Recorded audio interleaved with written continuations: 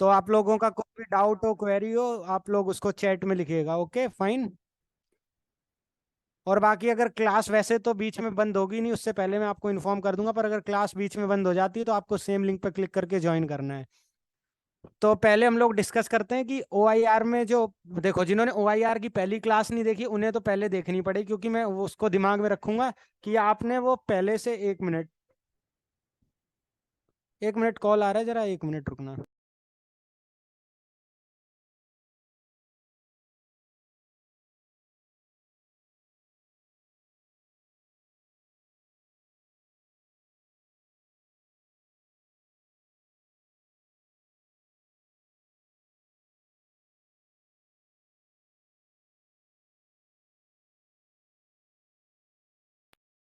Okay sorry for that, पापा का call था। हाँ, तो देखो यार, मैं अब ये दिमाग में रखूंगा। यस, अब सब हैंड रेज कर रखा है। हाँ 32। आपको कोई डाउट है तो आप चैट में लिख दीजिए, बाकी बेमतलब हैंड रेज मत करना। ठीक है, आगे बढ़ते हैं। तो OIR टेस्ट, मेरे मैं ये क्लास ये सोच के रखूंगा आपने पिछला लेक्चर ऑलरेडी अटेंड कर रखा है, क्योंकि मैं पागल नहीं हूँ, मैंने ग्रुप पे भेजा भी था। जिन्होंने अटेंड, जो बाद में आए हैं ग्रुप में, उनकी कोई दिक्कत नहीं है, पर जिन्होंने वो मैसेज पढ़ा है और उसके बाद भी इग्नोर किया है, तो आप जानो आपको क्लास समझ आती है कि नहीं। तो देखो OIR क्लास का सिंपल सा, आप लोगों को पता है क्या होता है, कैसे होता है, सब चीजें पता है। मैंने कुछ टाइप के क्वेश्चंस भी आपको बता दिए थे जो जनरली आते हैं, जैसे जो डाइस वाली प्रॉब्लम आती है, वो नंबर्स, वर्बल नॉन वर्बल, वो सारी चीजें मैंने सिलेबस बता दिया था। अब मैं जो आपके सामने रखूंगा वो है टाइप्स ऑफ क्वेश्चन, कि वर्बल में किन किन टाइप्स के क्वेश्चन आते हैं। तो एक के बाद एक टोटल 13 से अराउंड 13 टाइप्स होते हैं, तो वो सबको मैं आपको बताऊंगा। एग्जाम्पल्स भी हैं उनके, तो किस तरह से करना होता है वो भी आप देख सकते हैं, और मैं आपको समझाऊंगा भी। देन अगली क्लास, अभी ये क्लास जो होगी करीबन 1 घंटा चलेगी, तो आपको 1 घंटा मेरे साथ बने रहना है। और आप OIR काफी स्ट्रॉन्ग कर लेंगे। वर्बल वाला जो सेक्शन है, नॉन वर्बल हम नेक्स्ट वीक कवर करेंगे। तो सबसे पहले आते हैं एनालॉगी। तो एनालॉगी में जनरली कुछ नहीं होता, आपने जो रेशियो प्रोपोर्शन वाले क्वेश्चन किए होंगे ना, कि ये इससे कनेक्टेड है तो ये वाला किससे कनेक्टेड होगा, इस तरीके से जो क्वेश्चन होते हैं, तो ये आप बताइए। जैसे चैट में आप लोग आंसर करते जाइए, और नीचे जो ऑप्शन दिए उनको नहीं, अपने दिमाग से जो आपको लगता है वो बताना है एक के बाद एक, ठीक है। तो फर्स्ट क्वेश्चन का आंसर है कर्ड मिल्क। अब देखिए, जो कर्ड होता है वो किससे बनता है, आप खुद ही सोचिए। नॉर्मल सी चीज है, दूध से। तो जूता किससे बनता है, सिंपल सी बात है यार, लेदर से बनेगा। इसमें कोई हार्ड एंड फास्ट या कोई बहुत ट्रिकी चीज नहीं है। देखिए, मैंने आपको बहुत बार बोला है, और पिछली क्लास में तो कई बार गला फाड़ फाड़ के बोला था, कि जो OIR है ना, आपका जो टेस्ट है OIR, वो इस चीज का नहीं है कि आप लोगों को कितने आंसर आ रहे हैं कितने नहीं, वो इस चीज का कितने सही हो रहे हैं कितने नहीं, वो भी एक लिमिटेड टाइम में। क्योंकि OIR में बहुत कम टाइम मिलता है। आपको अराउंड 50 क्वेश्चन मिलेंगे, 25 मिनट मिलेंगे, यानी 30 सेकंड में एक करना है। तो मेन गेम जो होगा आपकी टाइमिंग का होगा, कि आप टाइम में कितने एफिशिएंट हैं, टाइम मैनेजमेंट में। तो ये तो सिंपल सा था कि यार लेदर होगा, ठीक है। अगर ये एग्जाम्पल 2 की बात करें, तो काफ जो होता है वो पिगलेट से रिलेटेड है, तो शेड किससे रिलेटेड होगा। अब जिनको यार मीनिंग नहीं पता काफ क्या होता है, वो कैसे करेंगे। तो काफ का क्या मतलब होता है, काफ का मतलब होता है काव का बच्चा, भैंस के बच्चे को भी बोलते हैं काफ। तो काऊ और बफेलो दोनों के बच्चे। और जो पिगलेट होता है वो यंग वन होता है एक पिग का। तो देखो, इसमें एक अलग चीज आ गई। जैसे आप लोगों ने ऊपर वाले क्वेश्चन में क्या देखा, कि कर्ड जो था वो मिल्क से कनेक्टेड था। 1 मिनट में स्क्रीन रब कर दूं। ये जो कर्ड था वो इससे कनेक्ट हो रहा था, फिर ये किससे हो रहा है, शू, ये हमें बताना था, है ना। इसमें थोड़ा सा अलग है। इसमें क्या है, ये जो काफ है ये रिलेटेड है शेड से, और पिगलेट रिलेटेड किससे होगा ये बताना है, ठीक है। तो ये दो तरीके के क्वेश्चंस आते हैं, यानी क्वेश्चन तो सेम होता है पर टाइप थोड़ा चेंज होता है। तो आपको दोनों वे में देखना है, कि पहले आगे के दो वर्ड्स को मैच करना है, कि इनमें कोई मेरे को रिलेशन मिल रहा है, नहीं मिल रहा तो आगे वाले, और फिर थर्ड वर्ड इसको रिलेशन मैच करना है, जैसे यहाँ पे किया हमने। तो काफ जो होता है वो शेड में रहता है, आपने देखा होगा गाय का बच्चा कहाँ रहता है, शेड में। तो जो पिग होता है, पिग का बच्चा, वो कहाँ रहता है, तो वो पिग्स्टी में रहता है, ठीक है। अब इन वर्ड्स के आपको अगर मीनिंग पता नहीं होंगे तो नहीं कर पाओगे यार, इसीलिए कहता हूँ कि जनरल वोकेबलरी वगैरह फॉलो करो। हमारे जो इंस्टाग्राम पेज है उसको फॉलो कर लो, मैं डेली 3 वोकेब वर्ड्स तो डाल ही देता हूँ जो मेरे को लगता है हाँ ये सही है। तो उन सारी चीजों को फॉलो करो, और यार इंग्लिश को ट्राई करो इंप्रूव। मैं डेली बोलता हूँ, SSB में अगर तुम बिना इंग्लिश के जाओगे ना, तो यार तुम्हारा बेड़ा गर्क हो जाएगा। मैं ये नहीं कह रहा इंग्लिश एकदम तुम्हें ऑक्सफोर्ड लेवल की आनी चाहिए, पर इतनी तो आनी चाहिए ना यार, तुम कम्युनिकेट कर लो, है ना। अगर तुम कम्युनिकेट कर लोगे अपनी बात तो बहुत है। फिर और तरीके क्वेश्चन होते हैं, जैसे मलेरिया, मॉस्किटो। यहाँ पे हमें फर्स्ट वर्ड सेकंड से कनेक्ट हो रहा है, तो यहाँ पे दो बताने हैं कि दो क्या रिलेशन होंगे। तो मलेरिया किससे फैलता है यार? मॉस्किटो से, राइट। अब हमें ये जो बीमारियां दी हुई हैं इनके बारे में बताना है। तो पॉइजन डेथ, लेकिन यार पॉइजन जो है वो कोई बीमारी नहीं है, राइट? जैसे मलेरिया एक बीमारी है, इस तरह पॉइजन एक बीमारी नहीं है, तो ये तो नहीं होगा। कॉलेरा वाटर, जिन्होंने बायोलॉजी पढ़ी उन्हें पता होगा कि कॉलेरा वाटर से ही फैलता है, तो हाँ मे भी ऑप्शन हो सकता है सही। लेकिन हमें बाकी ऑप्शन भी चेक कर लेने, ये नहीं अंधों की तरह एक ही ऑप्शन पे टिक जाए। तो रेड से प्लेग, नहीं यार रेड से प्लेग भी नहीं फैलता। मेडिसिन डिजीज, अबे मेडिसिन तो यार खुद ही इलाज है बीमारी का, तो वो कैसे बीमारी फैला सकती है? तो as malaria is caused by mosquito, cholera is caused by water.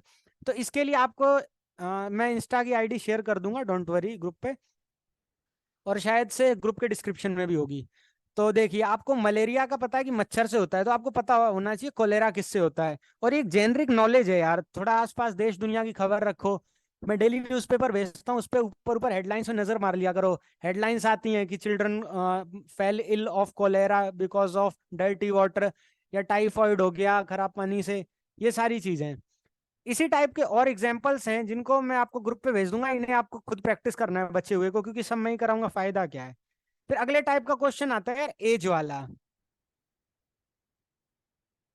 Red से प्लेग होता है। आप इसकी वैसे तो मैं गारंटी नहीं रहा, पर रेड से आई गैस प्लेग तो नहीं फैलता। बाकी आपको मैं चेक करके बता दूंगा फाइनल इसका। एक मिनट, लेट मी चेक। सीधा दूध का दूध पानी करते हैं, पानी का पानी, एक मिनट। Let me search. वैसे I guess cholera and water is the correct option, sir क्योंकि प्रीवियस यहाँ पे क्वेश्चन हम फिर से कैरियर दिखाओगे की क्या एक बात बार? नहीं कर रहे हैं, हाँ मतलब वेक्टर की बात नहीं कर रहे हैं। हाँ देखिए, जो प्लेग है ये होता है किससे, यर्सिनिया। एक मिनट, हाँ आप लोगों को इन्फॉर्म कर दूं, 10 मिनट में मीटिंग खत्म हो जाएगी, तो अगर खत्म हो जाए 8:25 पे, तो आपको दोबारा से ज्वाइन करना है, ओके?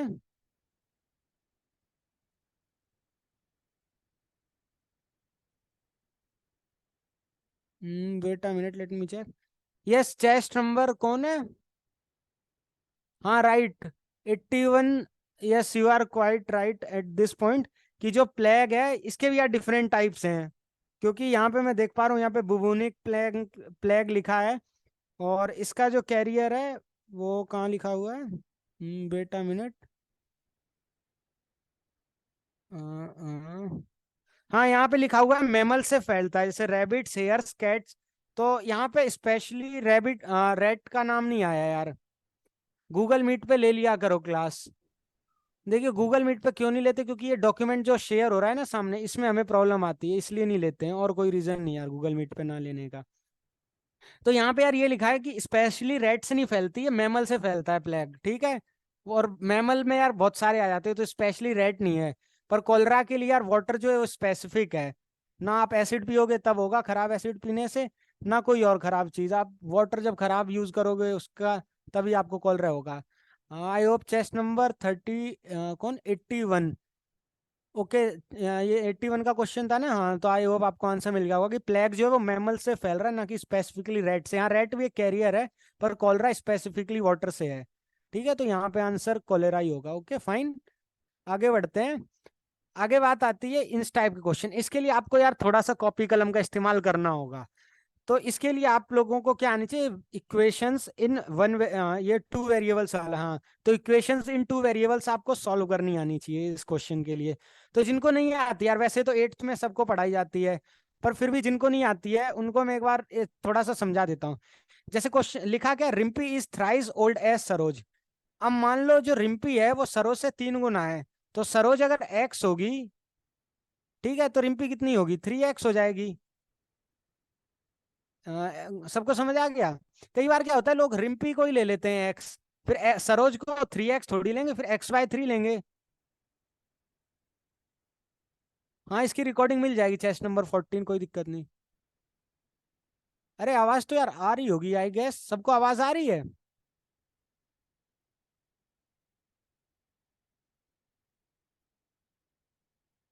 आ रही है, चेस्ट नंबर 79, आपके नेटवर्क में कोई इशू है? तो देखिए, सरोज की एज एक्स ले ली, रिम्पी की 3x ले ली।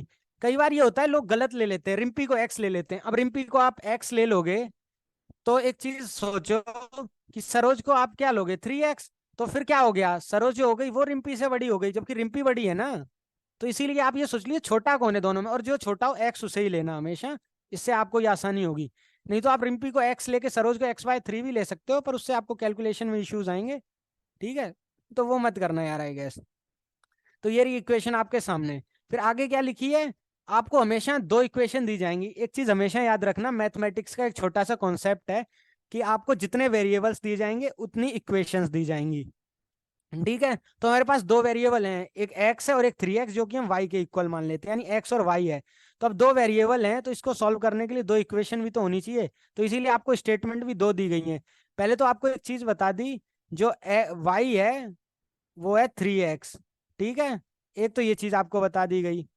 अगली क्या चीज बताई गई कि 4 साल पहले जो था, वो रिम्पी जो थी वो सरोज से कितनी थी, 5 टाइम्स थी। तो देखिए 3x-4 जो करंट में अभी किसकी एज है, सरोज की। 3x सरोज की करंट एज है, 4 साल पहले कितनी होगी, 3x-4। वही रिम्पी की करंट एज कितनी थी, हमने जो ली थी वो x ली थी ना। तो x-4 कितना हो गया, x-4 × 5, क्योंकि हमने बोला ना 5 गुना थी।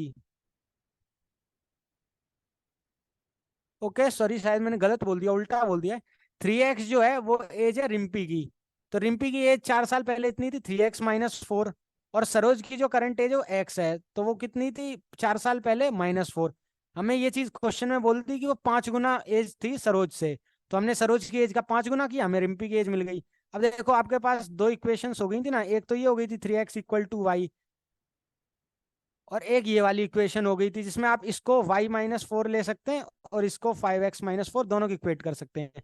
यहाँ पे इन्होंने दोनों को सीधा सीधा रख लिया, जो आई गेस ज्यादा आसान है, आप लोगों को सॉल्व करने में आसानी होगी।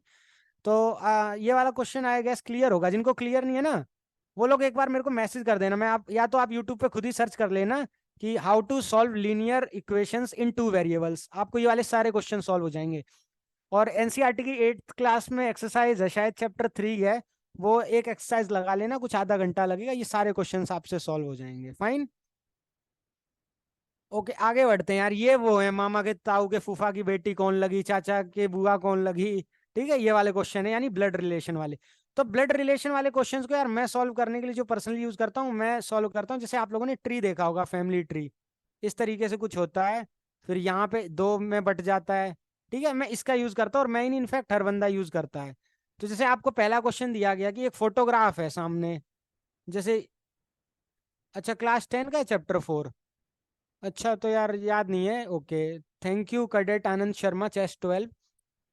ओके, तो देखिए एक फोटोग्राफ है, विकास ने उसकी तरफ पॉइंट कहा है, यहाँ पे विकास उसने कहा ये जो फोटोग्राफ है ना, she is the daughter of my grandfathers only son. अब देखिए मेरे ग्रैंडफादर हैं वो, मैं ये उनका प्लस ले लेता हूँ, ठीक है, मेरे ग्रैंडफादर को, उनका एक ओनली सन है, यानी एक सन है। ठीक है, वो एस ले लिया मैंने। असल में क्या है, मेरे पास बोर्ड नहीं है तो थोड़ा राइटिंग का इशू रहेगा। ठीक है, she is the daughter of my grand fathers only son. अब ग्रैंड फादर ये रहे, ठीक है, उनका इकलौता सन ये रहा, यानी वो उसका कौन लगा, पापा लगा ना फिलहाल तो। और वो क्या है, डॉटर है उसकी। She is the daughter of my grand fathers only son, वो डॉटर है of my grand fathers only son. ये ग्रैंड फादर हो गए प्लस 79। यार आपका कोई इशू है मेरे ख्याल से, इसीलिए आवाज नहीं आ रही है। ठीक है, इसीलिए, बाकी कोई रीजन नहीं होगा। 1 मिनट में इसको थोड़ा और साफ करने की कोशिश करता हूँ ताकि आप लोगों को और सही समझ आए। हाँ आंसर सबका सही है, एकदम बढ़िया है, क्लियर है। पर मैं ये समझाना चाह रहा हूँ ना, इसको आप सॉल्व कैसे कर सकते हो। जैसे ग्रैंडफादर को मैंने प्लस ले लिया, ठीक है, अब मुझे क्या लिखा हुआ है, daughter of my grandfather's sir only chart son. भी तो बनाते हैं इनके लिए। ग्रैंडफादर का एक ही सन है, ठीक है, वो ये हो गया। अब वो उसकी डॉटर है डी। अब देखिए एक ही सन है, और ना कोई उनकी डॉटर है ना कुछ है, तो वो मेरे ग्रैंडफादर, तो मेरे ग्रैंडफादर वो जब होंगे जब मैं इन्हीं का तो बेटा हूंगा, राइट। तो जो हमारा विकास होगा वो असल में क्या हुआ, इन दो इसी का तो बेटा हुआ, जो सन है ग्रैंडफादर का, और डॉटर भी हो गई। अर्जुन खसाना, आप अपना जो भी डाउट है यार लिख दो, मेरे पास आवाज नहीं आएगी। तो ये दोनों किस तरह कनेक्ट हो गए, देखो दोनों बराबर लेवल पे आए ना, डी और वी, यानी डॉटर और विकास सेम लेवल पे आए, तो क्या होगा, सिस्टर हो जाएगी, राइट। तो इस तरीके से आप सारे, अच्छा वो हाँ माइक पे क्लिक करके वहां पे ज्वाइन विद ऑडियो करके कुछ आएगा, वो होगा। हाँ अर्जुन कसाना, प्लीज आप अपना क्वेश्चन पूछ लीजिए चैट में लिख के। तो आई होप ये चीज आपको क्लियर हो गई होगी, क्योंकि यार ब्लड रिलेशन वाले क्वेश्चंस में लोगों को दिक्कत आती है। मैंने आपको प्रॉपर ग्राफ वाले चीज के साथ बताया, तो सबको समझ आ गई चीज। चैट में लिख दो भाई समझ आ गई तो।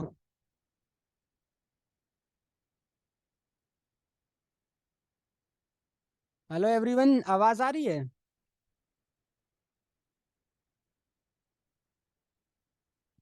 हेलो यार, आप लोगों को आवाज आ रही तो लिख दो कि क्लियर हो गया कि नहीं हुआ। अगर डाउट है तो वो भी लिख दो।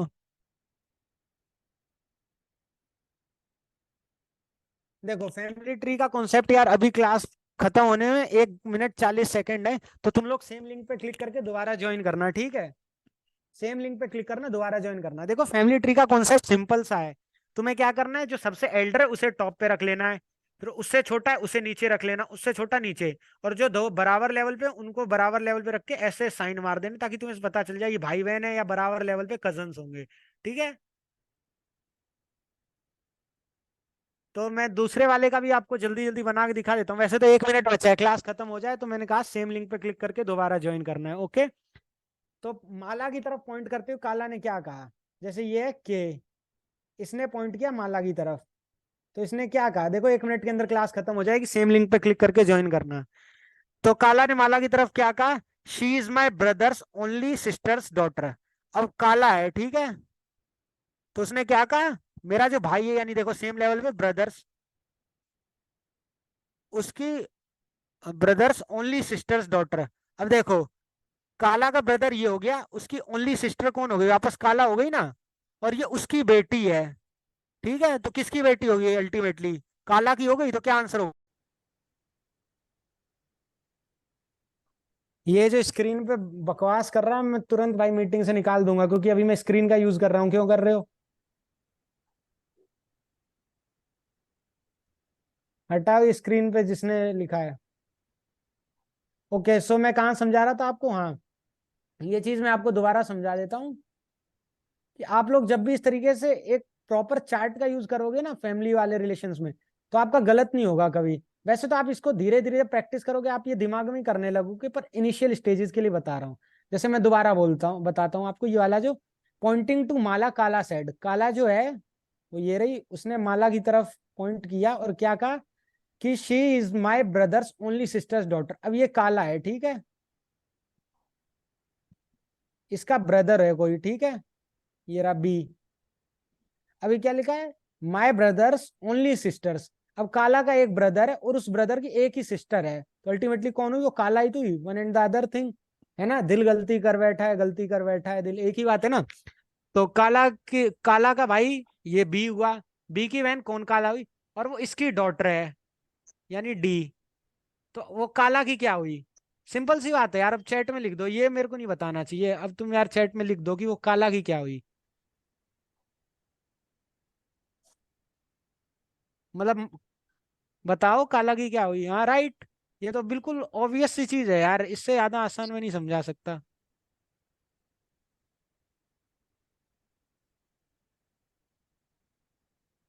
Right right right, very good very good, एकदम परफेक्ट बोल रहे हो भाई सब।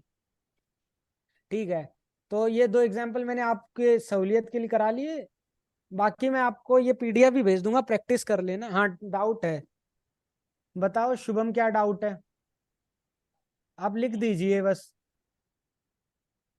काला मेल है या, अरे भाई यार ये काम का के डाउट मत पूछो यार, कोई भी हो, मेल हो फीमेल हो, तुझे क्या मतलब है भाई। ठीक है, अब आगे बढ़ते हैं अगले टाइप के क्वेश्चन पे।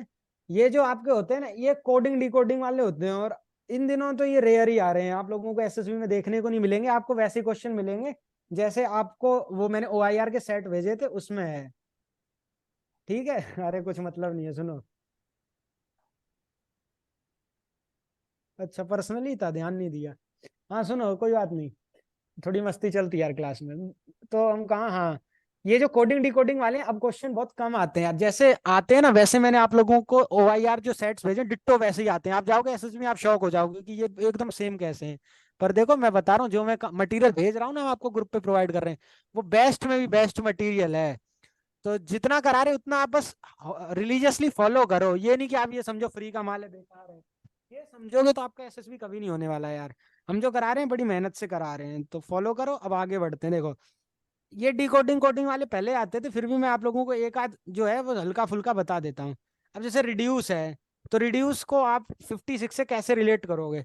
तो आप अगर ये जो सारे लेटर्स हैं, आर है, ई है, डी है, यू है, सी है, इन सब का जो नंबर होता है एबीसीडी में अल्फाबेटिकल ऑर्डर में, जैसे आर का होता है 18, ठीक है, ई का 5, जैसे कुछ मेरे को याद है, आर का मेरे को याद है, ई का याद है, मेरे को एम का याद है।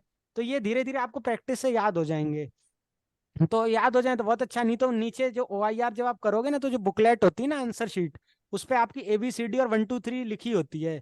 जैसे 1 2 3 शायद 10 तक होती है, और एबीसीडी पूरी आपकी 26 होती है। तो यहाँ पे आपको दिक्कत नहीं आएगी, इतनी कैलकुलेट करने की जरूरत भी नहीं पड़ेगी, पर फिर भी आप अपनी सहूलियत की रख लो। रिसाइकल को ऐड करोगे तो 71 है, तो ये कन्फर्मेटरी होता है। जैसे आपने रिड्यूस ऐड किया 56 आया, पर आपको कंफर्म करना है कि आपका ये जो अजम्पशन ये सही है कि नहीं, कि सबको ऐड करके जो बन रहा है वही है। तो रिसाइकल आपका वो है एक तरीके से कन्फर्मेटरी। तो अब रीयूज क्या बनेगा? आर का 18, ये 5E, यू जो है वो कितना होता है, यू होता है शायद 21, फिर एस अगर आर 18 है तो एस 19 होगा, और ई 5।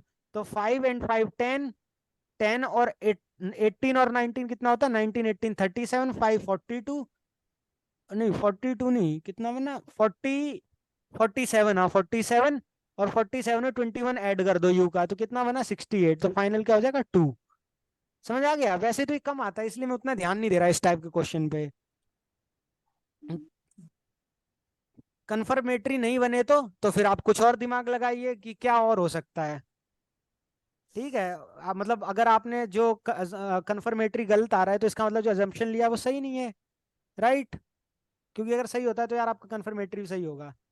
भैया ये बुक मेरे पास डीडी की, हाँ इसी से मैं समझा रहा हूँ फिलहाल। लेकिन मैं आपको बोलूंगा, जो मैं ओआईआर का प्रैक्टिस सेट दे रहा हूँ उसे करो। ये बुक उतनी मेरे को मतलब प्रैक्टिस के नजरिए से सही नहीं लगती है। क्वेश्चन बहुत ज्यादा है, और बहुत ही रेयर कम टॉपिक्स हैं जिससे एक्चुअली क्वेश्चन आते हैं। जैसे कोडिंग डिकोडिंग वाला बहुत रेयर है, ठीक है। तो इसीलिए मैं कह रहा हूँ ओआईआर की जो प्रैक्टिस सेट भेजूं उसे करो। फिर आते हैं डायरेक्शन वाले क्वेश्चन। ये कभी कभार देखने को मिलते हैं यार, ये भी अब रेयर हैं, पहले काफी होते थे, अब नहीं आते उतने। स्क्रीन पे मत करो नौटंकी, मैं बता रहा हूँ।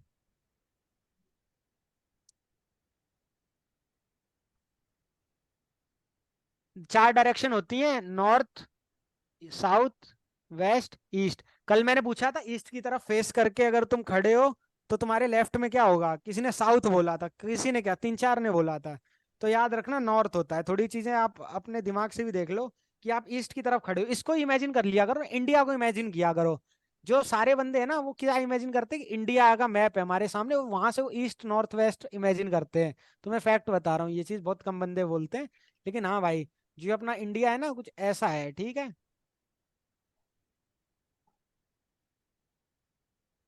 तो यहाँ पे वो इमेजिन करते हैं ईस्ट वेस्ट नॉर्थ साउथ, ठीक है। तो यही आपको करना है, अगर ये इमेजिन करोगे तो गलतियां कम होंगी आपसे। बाकी डायरेक्शन वाले क्वेश्चन भी कम आते हैं, मैं आपको पीडीएफ भेज दूंगा, आप इसको पढ़ सकते हैं। जो नीचे लिखा हुआ है कि आप सनलाइट सन जिस टाइम सनराइज होता है तो वो ईस्ट में होता है ना, तो अगर आप उधर खड़े हैं तो आपकी शेडो ऑब्वियसली पीछे की तरफ जाएगी, और पीछे क्या होता है, वेस्ट होता है।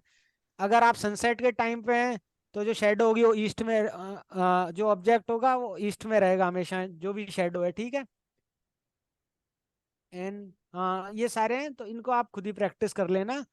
इनको मैं उतना बता नहीं रहा क्योंकि आते ही नहीं यार, काम का मैं आपका टाइम वेस्ट करूंगा, क्लास लंबी होगी।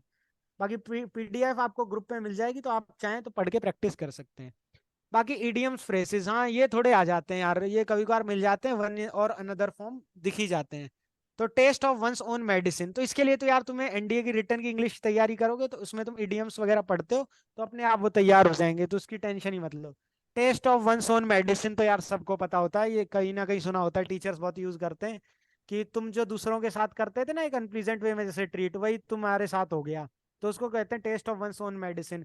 यानी होता है ना, ये वहां से आया, एक तुम जनरल सा आइडिया भी लेके कर सकते हो कि taste of one's own medicine, किसी को उसी की बनाई दवा का वो जो है टेस्ट मिल गया, यानी उसे चखने को मिल गई। अब किसी की दवा उसे ही चखने को मिल गई, यानी कि कुछ ये सेंस दे रहा है ना आपको एक पार्टिकुलर। और आप जब ऑप्शन पढ़ेंगे तो आपको क्लियर हो जाएगा। वो कैब आती है क्या? हाँ आती है, आपको वो कैब एक फॉर्म में मिलेगी, वो मैं अभी आपको जब सेट्स खोल के दिखाऊंगा तो आपको दिख जाएगी। सर बहुत पीडी इस बार आई ही नहीं। बहुत अच्छा, हाँ यार इस बार रिटर्न का वो चेंज कर लिया ना। हाँ हाँ, जो गड्ढा खोदता है वही इसमें गिरता है, कुछ कुछ वैसे ही। हाँ हाँ समझ गया यार, डायरेक्ट मैसेज लिख के आ जाता है। हाँ आगे। Strike while the iron is rot hot. तो लोहा गर्म है, मार दो हथौड़ा। बड़ी फेमस लाइन है, ठीक है कि सही समय पे काम करो। जैसे इस टाइम पे आप लोगों का जो रिटर्न अगर पास हो रहा है, तो यही राइट टाइम है अपने आप को स्ट्राइक करने का, ताकि आपका एसएसबी क्लियर हो जाए। अगले टाइप पे आते हैं बॉडमास वाले।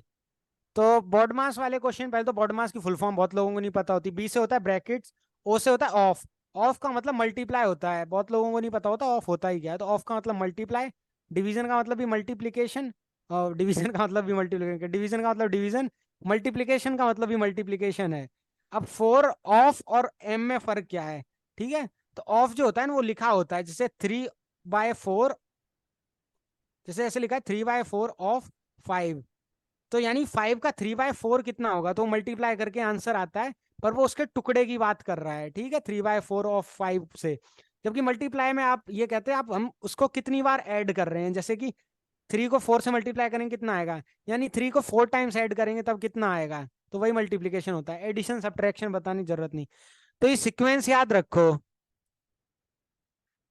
सर हमेशा स्कूल में ओपन बोला है, ऊ का मतलब। कौन भाई, ये कौन सा स्कूल है जहाँ ओ ऑफ को ओपन बोला जा रहा है। ओपन का मतलब भाई मल्टीप्लाई, ओ ओ से ऑफ होता है यार, मेरे को भी तुम गलत पढ़ा दोगे। स्कूल में ओपन बोला जाता है, लेकिन भाई वो पता नहीं स्कूल में गलती होगी। बट ओ का मतलब ऑफ होता है, ठीक है।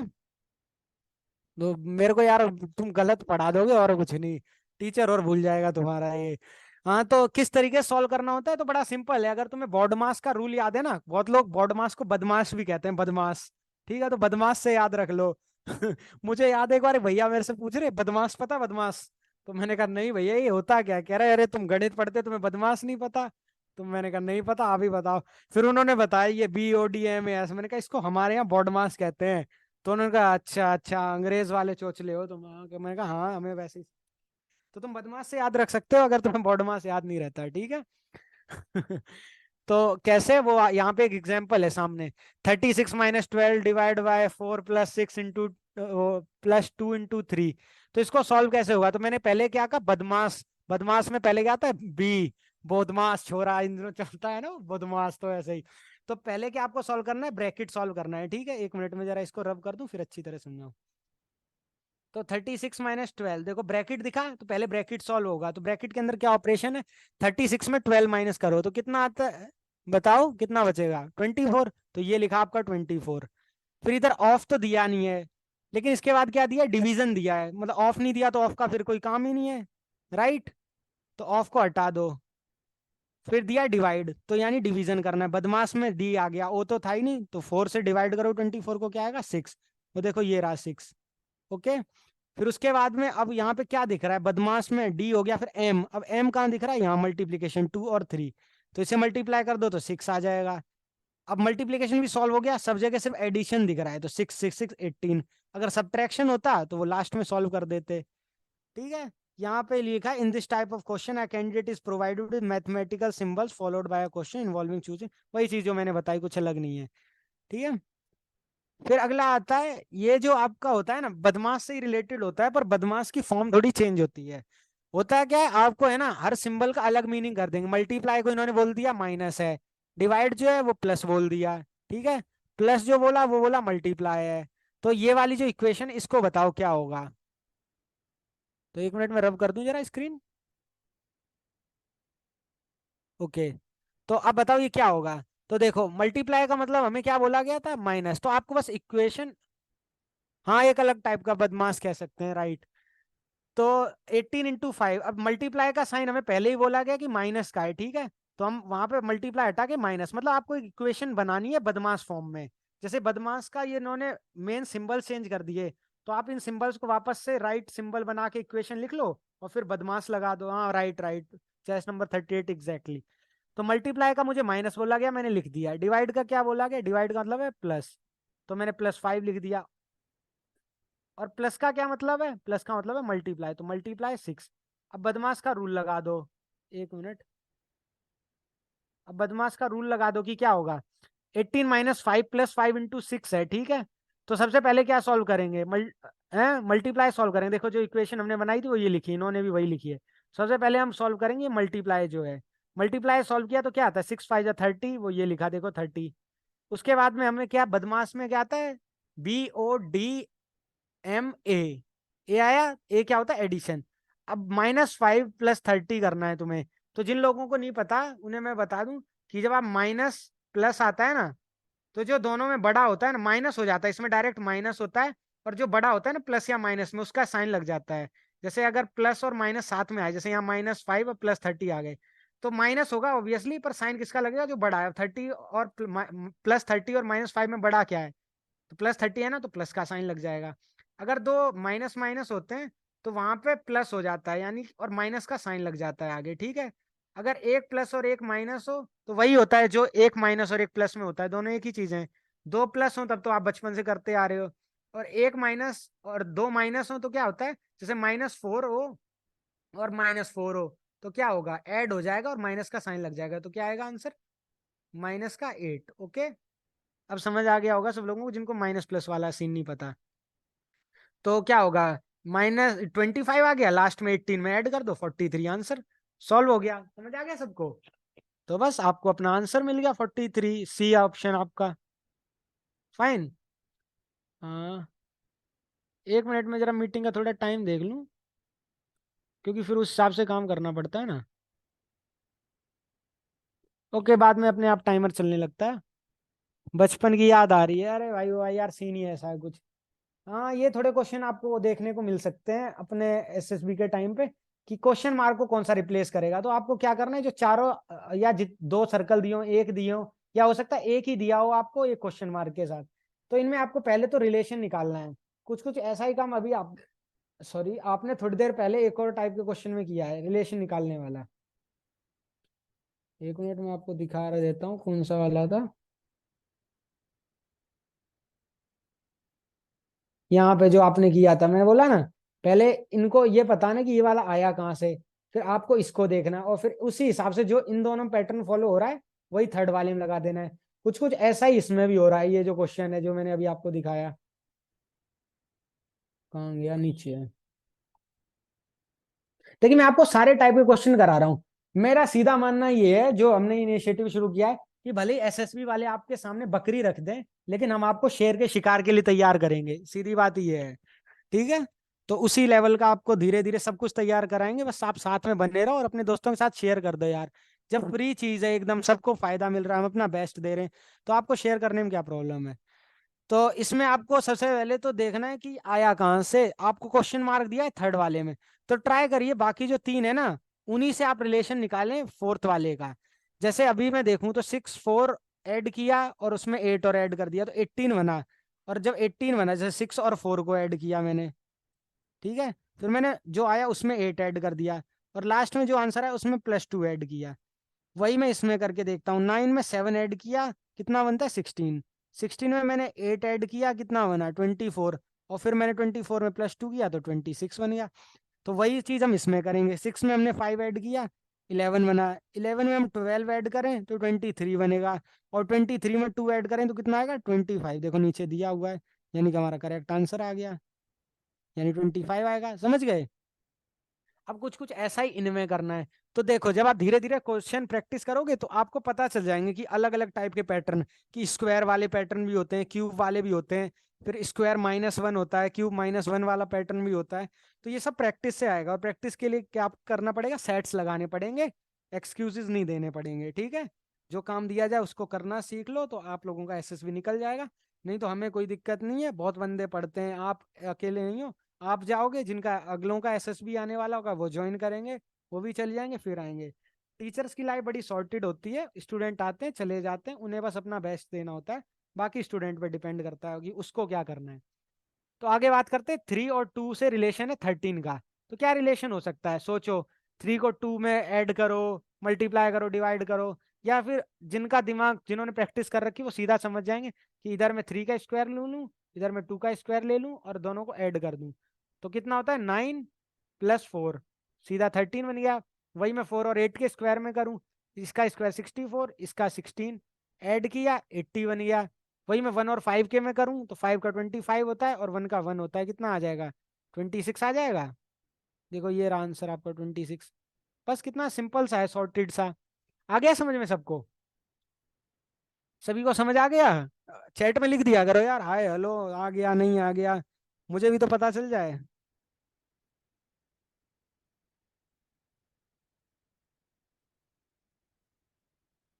देखो अभी तक जहां पे तुम्हें डाउट लगे तुम वहीं पे तुरंत मैसेज करो कि सर आया हुआ डाउट, और तुरंत पूछो।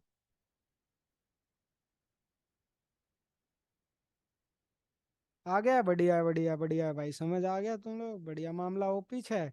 हाँ हाँ, प्रवीण सर वाला है तू तो चलो भाई आगे बढ़ते हैं यार। फिर आगे अपना चैप्टर 9। 9 वाले में ये क्या दिया हुआ है? अच्छा, सीरीज दी हुई है। ये यार सिंपल सी सीरीज है, आप लोगों को जो सॉल्व करनी होती है कुछ कुछ पहले ही वाला है। जैसे हमने अभी पहले रिलेशन निकाला ना, कि एक का रिलेशन दूसरे से निकाला, फिर दूसरे का तीसरे से, फिर फाइनल का रिलेशन निकालना था। हाँ तो ये यार ये सिस्टम सिस्टम ये बेरोजगारी वाली बातें ना करो यार। अरे यार ये रेजर सेलेक्ट क्यों नहीं हो रही है?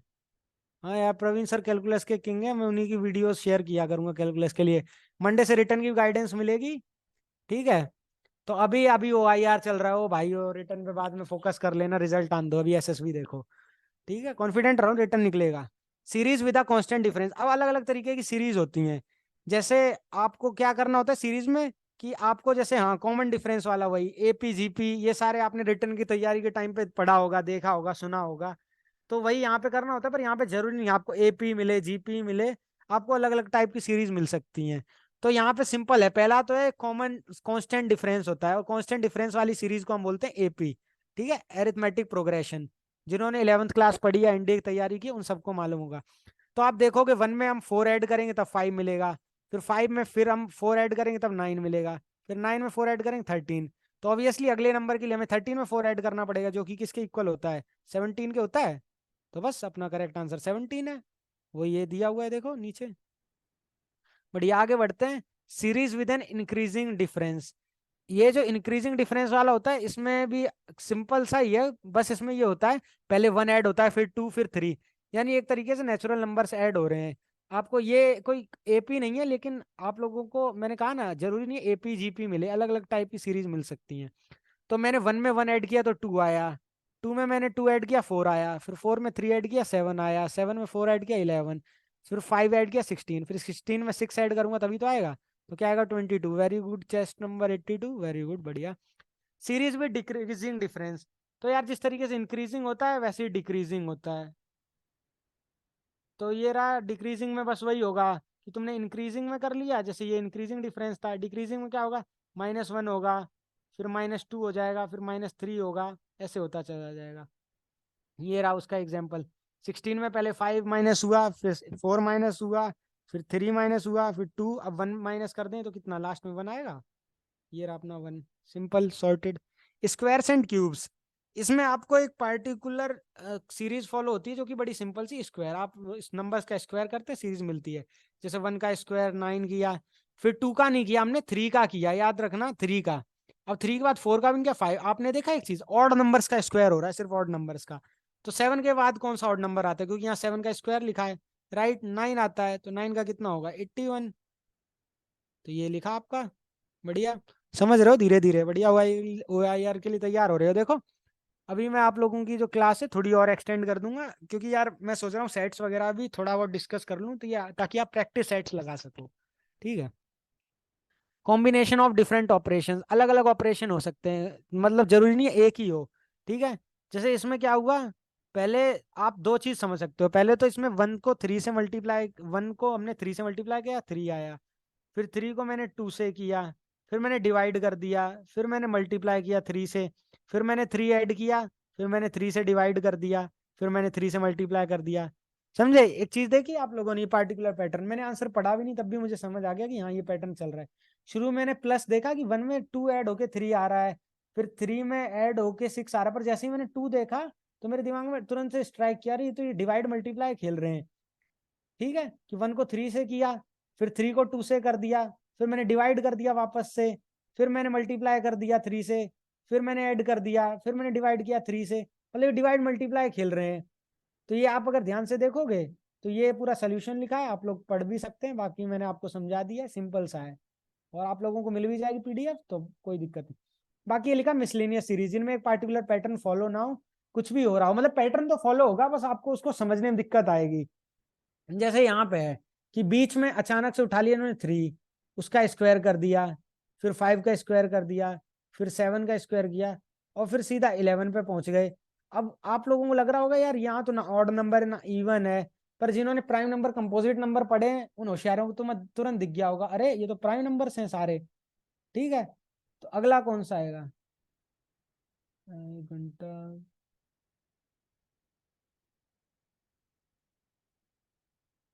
ओके ओके, हाँ वेरी गुड वेरी गुड, 169 आएगा।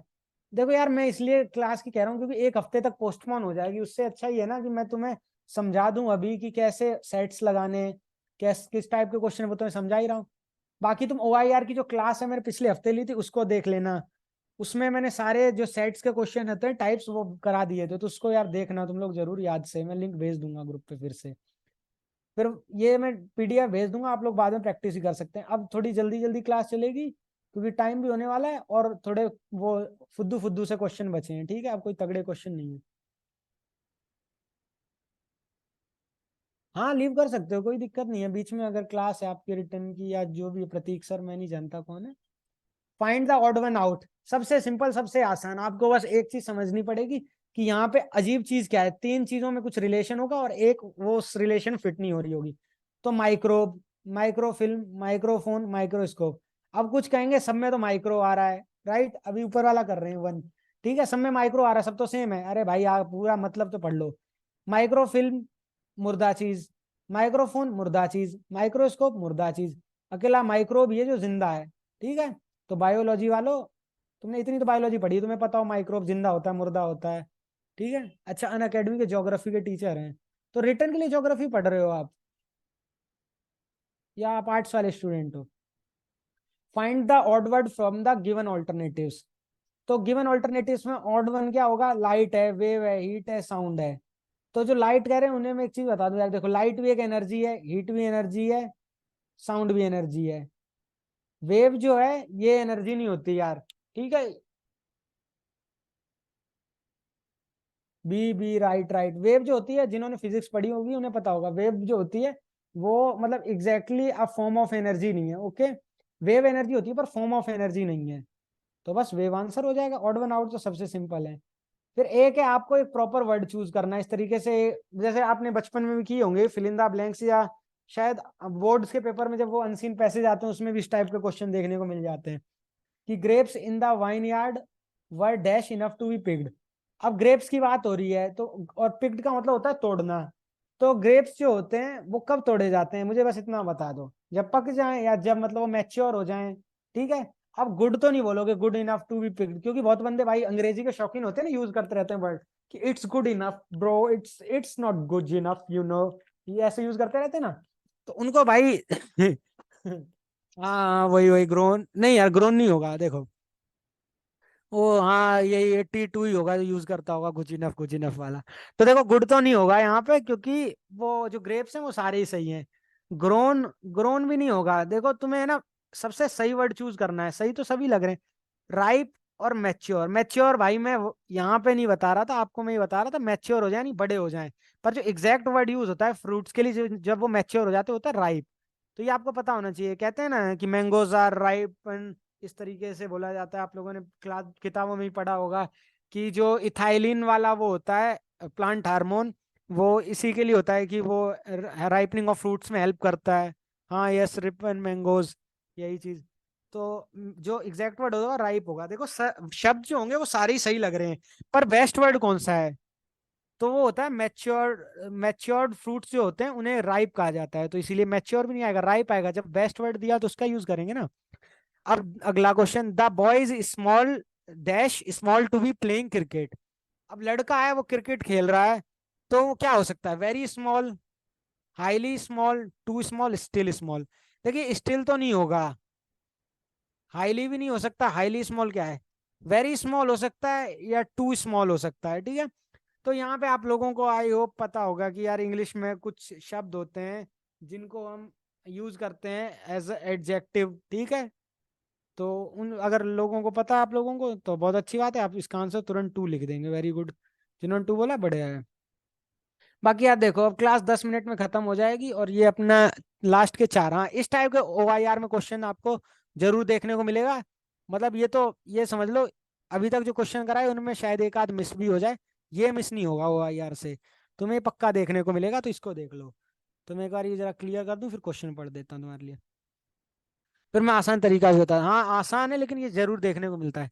इन the following list of numbers how many fours are followed by 5 but not presented by 6। Okay, समझ गए आप लोग कि क्या कहना चाह रहा है। आप लोगों को मैं इसकी सिंपल सी ट्रिक बता दूंगा कि हाँ लेकिन 45 होना चाहिए लेकिन 645 नहीं होना चाहिए। ये मैंने पिछले उसमें बताया था क्लास में जो ट्रिक, कि क्या लिखा हुआ है कि कितने लिस्ट ऑफ नंबर्स हैं, कितने फोर हैं जो फॉलोड बाय 5 हैं, यानी 4 के बाद जिनमें 5 आ रहा है पर पहले 6 नहीं आ रहा, ठीक है। समझ गए, मतलब पहले 6 नहीं आना चाहिए, 45 होना चाहिए और पीछे 6 नहीं आना चाहिए, यानी 645 नहीं होना चाहिए, बाकी कोई भी 45 चल जाएगा, 145 चल जाएगा, 245 चल जाएगा, मतलब ऐसे कर करके 945 तक चल जाएगा, बट 645 नहीं होना चाहिए। यही तो क्वेश्चन कह रहा है कि 6 जो है वो नहीं होना चाहिए पीछे, बाकी सब चलेगा, राइट। तो आप लोग बार बार ये चीज चेक करने से अच्छा कि कौन सा 4 है जिसके पीछे 6 नहीं आ रहा, आगे 5 आ रहा है, ठीक है, उसको चेक करने से अच्छा सीधा इसको ही एलिमिनेट कर दो ना, 645, कि 645 नहीं होना चाहिए बाकी सब होगा।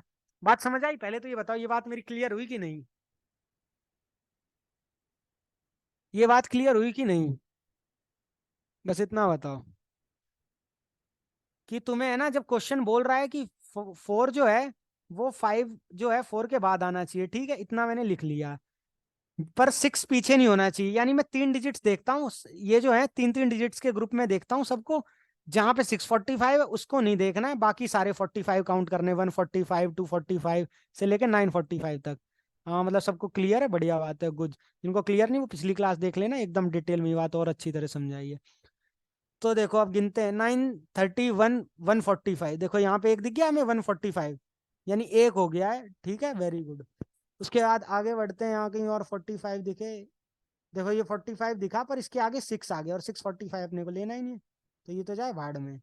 और कहीं है, इधर तो नहीं है, ऊपर तक खत्म हो गया, अब नीचे देखते हैं। 545, देखो ये एक और दिख गया 545, और उसके बाद आगे कोई है ही नहीं 45, तो कितना आंसर हो गया, डी यानी 2। आ गया समझ में सबको? अगला क्वेश्चन ये खुद सॉल्व कर लेना तुम लोग, आसान सा है। फिर ये एक टाइप के क्वेश्चन होते हैं, इनमें कुछ नहीं होता, सिंपल होता है।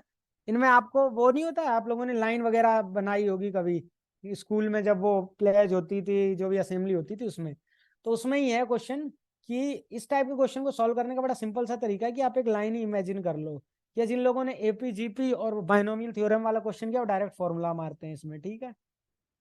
तो सुदेश जो है वो 7th फ्रॉम टॉप है, यानी कि ऐसे करके है, एक बंदा है, फिर दो है, फिर तीन है, फिर चार है, फिर पांच है, फिर छह है, फिर 7वें नंबर पे वो सुदेश है, ठीक है, टॉप पे।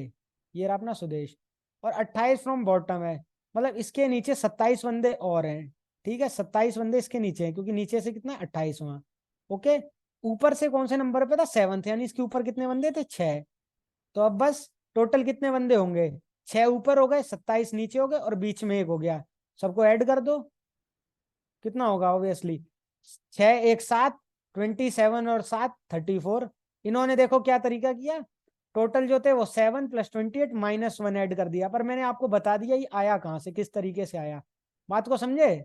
क्लियर लिख दो यार समझ गए तो, क्योंकि यार लोगों को कॉम्प्लिकेटेड लगता है, पर मैं इसको 1 सेकंड में आपको समझा दिया कितने सिंपल वे में।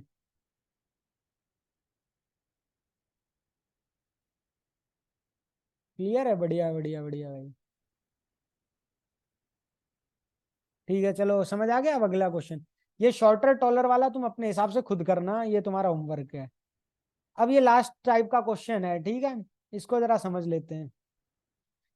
क्वेश्चन ये है कि स्टेटमेंट दी हुई है और कुछ कंक्लूजन्स दिए, तुम्हें बताना कौन सा कंक्लूजन सही है। तो जिन्होंने वेन डायग्राम, राइट राइट मैं बोल ही रहा था, 82 भाई बड़ा स्मार्ट है।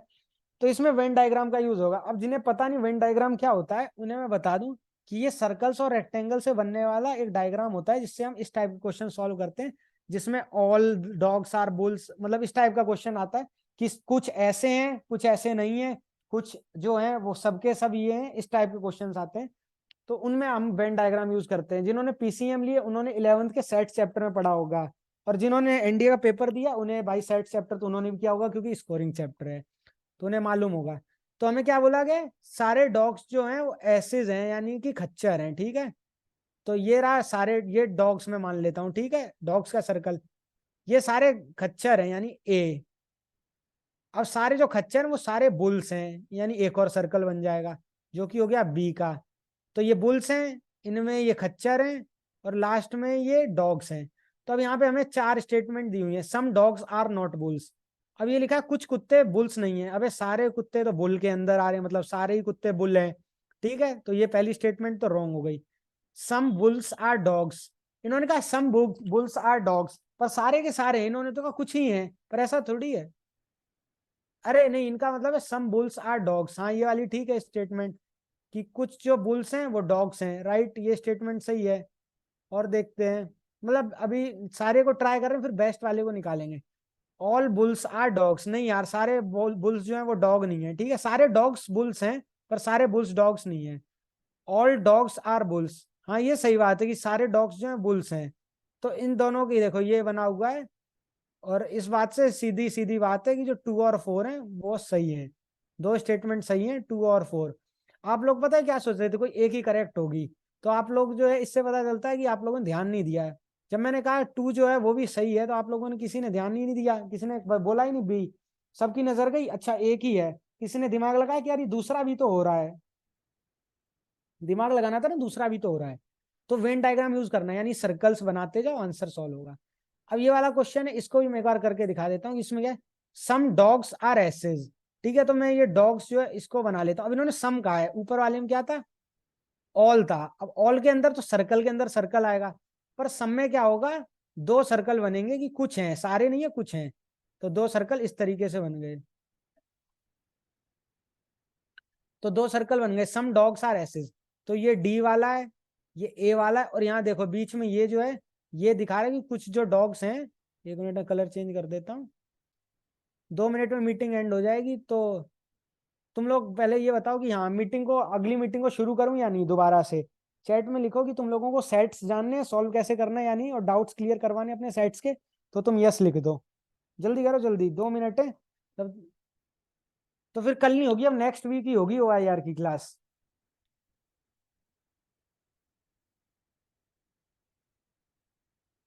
देखो नेक्स्ट वीक के लिए पोस्टपोन हो जाएगा, उससे अच्छा तुम 15 मिनट लगेंगे, ज्यादा नहीं, 15 से 20 मिनट वो स्पेंड कर लो, नहीं तो पूरा एक हफ्ता खराब होगा।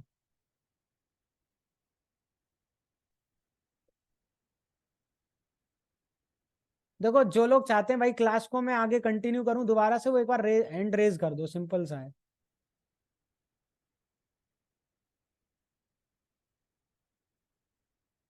हैंड रेज कर दो सिंपली, जो चाहते हैं क्लास दोबारा से हो। जल्दी करो, जल्दी, टाइम नहीं है, खत्म होने वाली है क्लास, 1 मिनट से कम टाइम है, जल्दी बताओ। सिर्फ एक बंदा है तो ठीक है, फिर क्लास अब नेक्स्ट वीक होगी। अब क्लास नहीं होगी, ये लास्ट क्वेश्चन था, इसको तुम ही लोग सॉल्व कर लेना, आसान सा है। बाकी बाकी भाई 2 ही बंदे, मेजोरिटी अब भी एक ही तरफ है। तो सिंपल सा है भाई फंडा, अब नेक्स्ट वीक क्लास होगी, मैं सेट्स भेज दूंगा ये वाले, इसको आप लगा लेना, तो आपका वर्बल पार्ट तैयार हो जाएगा। ठीक है, बाकी ऑल द बेस्ट, मीटिंग खत्म होने वाली है। आई होप आप लोगों को बढ़िया क्लास लगी होगी। ठीक है, बाकी हो सकता है कल इंटरव्यू और रिकमेंडेड कैंडिडेट का तो ज्वाइन कर लेना, मौका मिल सकता है क्वेश्चन पूछने का।